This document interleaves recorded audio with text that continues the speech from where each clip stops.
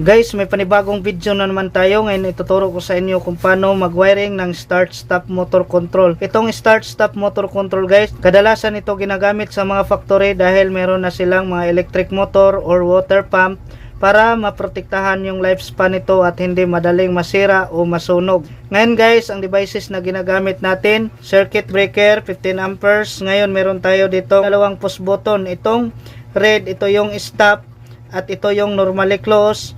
Ito namang green, ito yung start, ito yung normally open. Meron din tayo ditong magnetic contactor para i-switch on yung electric motor. At meron din tayo overload relay para protektahan yung lifespan ng mga electric motor na hindi madaling masira. At siyempre meron din tayong indicator lights. Itong red, ito yung stop. Ito namang green, ito yung start. At ito namang yellow, ito yung fault. So kung mag-trip off yung overload guys, meron tayong indicator light, fault, yellow, kung sakaling nag-trip off yung overload relay. Ngayon guys, meron tayo ditong schematic diagram para pagdating ng actual wiring natin sa mga auxiliary or magnetic coil ay madali nyong masundan bawat connection nito. Sa schematic diagram natin guys, meron tayong push button normally off. At ito namang on, ito yung start natin na push button, itong green. At meron tayo ditong auxiliary contact normally open, ito yung 1413 dito sa magnetic contactor. At siyempre dito meron tayong holding coil A1 saka A2. At meron din tayo ditong 9695, ito yung overload relay. At dito na nakasupply yung line 2. So meron din tayo dito indicator lights diagram. So meron tayong line 1 supply at line 2. Sa line 1 dito nakakonect siya sa 22 auxiliary normally close ng magnetic contactor. At sa kabila nito 21 ay papunta ng red na valve natin or stop. At sa kabila naman dito nakakonect yung line 2. Tapos dito naman sa green valve natin, dito auxiliary contact normally open ng magnetic contactor, ito yung 1413. At ang 13 ay papunta siya ng start natin na valve.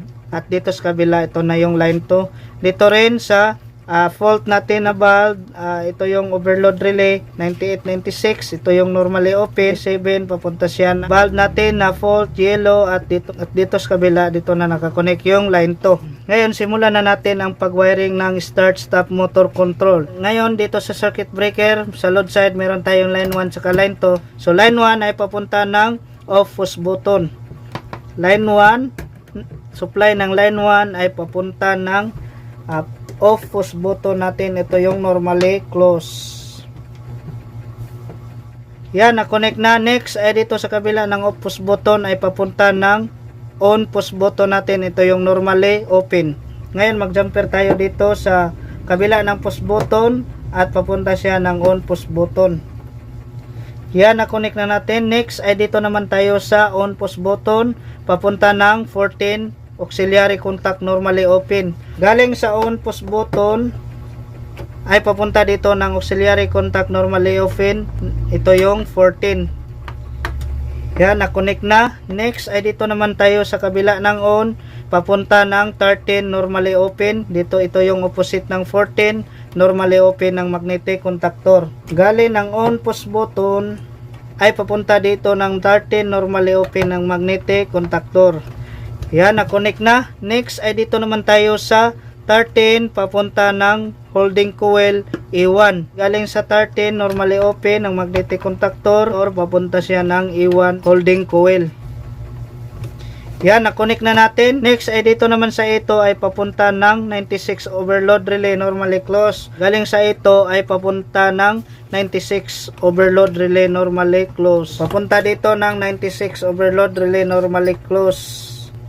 Ayan, na-connect na natin. Next ay sa kabila ng normally closed overload relay ay ito yung 95. Dito nakakonect yung line 2. Dito sa 95 ay dito nakakonect yung line 2. Ayan, na-connect na natin yung connection ng line 1 at connection ng line 2. Ngayon pwede na natin itong i-test kung gumagana ba itong magnetic contactor, mag-hold ba yung coil niya. Next, on na natin yung circuit breaker. Start natin. Ayan, nag-hold yung magnetic coil.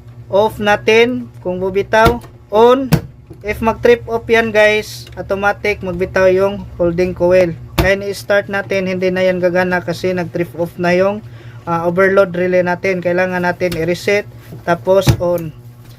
So off natin guys. Ito namang indicator lights, i-wiring na naman natin. Yan, tapos na natin ma-start stop ang magnetic contactor.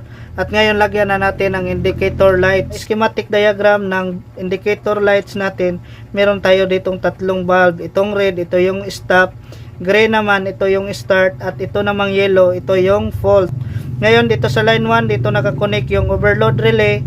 Number 14 ng magnetic contactor, normally open. At dito rin nakakonect yung normally closed ng magnetic contactor, 2221. Dahil dito nakakonect yung line 1 connection sa overload relay 14 at 22, so connect natin dito. Dahil ito yung 14 guys, may connection na tayo dito galing sa off push button, so dito tayo kukuha ng line 1 connection. So makita nyo dito, meron tayo ditong supply na line 1, so dito na tayo kukuha ng line 1 connection para sa overload relay natin normally open.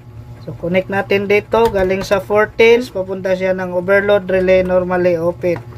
Ayan, na-connect na natin. Next, unahin natin ang connection ng stop natin na indicator lights. Ito yung red. Line 1 ay papunta ng 22 normally closed ng magnetic contactor. At dahil meron tayo ditong supply 98 overload relay ng line 1, dito na tayo kukuha ng line 1 papunta ng normally closed ng magnetic contactor.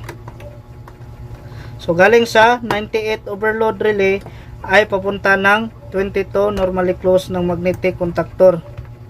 Ayan, na-connect na natin. Next ay dito sa kabila ng auxiliary contact normally closed 21 ay papunta ng bulb natin na stop.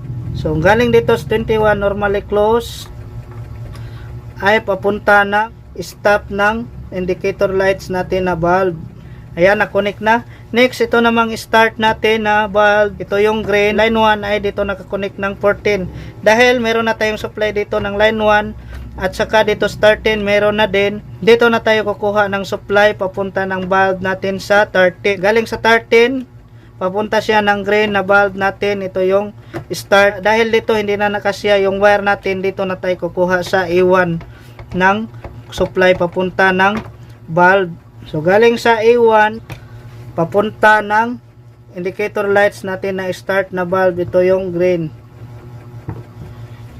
Next ay dito naman tayo sa overload relay, ito yung normally open. Ngayon line 1 ay papunta ng 98. So meron na tayong supply dito ng line 1 ay 97 na tayo diretso. 97 ay papunta ng fault natin na yellow na bulb. So dito tayo kukuha ng supply para sa fault na bulb. So 97 normally open ng overload relay ay papunta ng fault indicator light natin. Yan, na-connect na. Sa line to connection, dito nakakonect yung stop natin na bulb. At dito rin nakakonect yung start natin na bulb. At dito rin nakakonect yung fault natin na bulb. Ito yung yellow.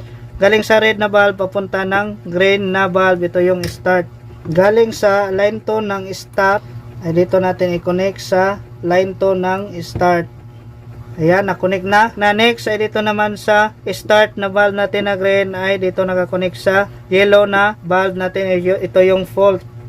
So galing sa start natin line to ay papunta dito ng fault natin na bulb. Ayan, na-connect na. Ngayon dito tayo kukuha ng line to sa circuit breaker. Dito tayo kukuha ng line to para sa indicator lights natin. Yan, na-connect na. Next ay yung line to natin ay papunta dito ng fault natin na bulb. Dito pwede rin natin dito ilagay sa start at pwede rin dito sa stop. Ngayon, meron bakante dito. Dito na lang natin ilagay yung line to natin para sa indicator lights. So connect natin dito. Ayan, na-connect na. Meron na tayong line to connection. Naka-jumper yan sa start at dito rin sa stop. Ngayon guys, tapos na natin makonect yung connection ng indicator lights at pati yung connection ng magnetic contactor dito sa push button. Ngayon, test na natin. Subukan natin kung gagana ba yung mga indicator lights natin. So on. Ayan, meron na tayong stop. Ngayon, i-start natin para mag-on yung start natin na bulb.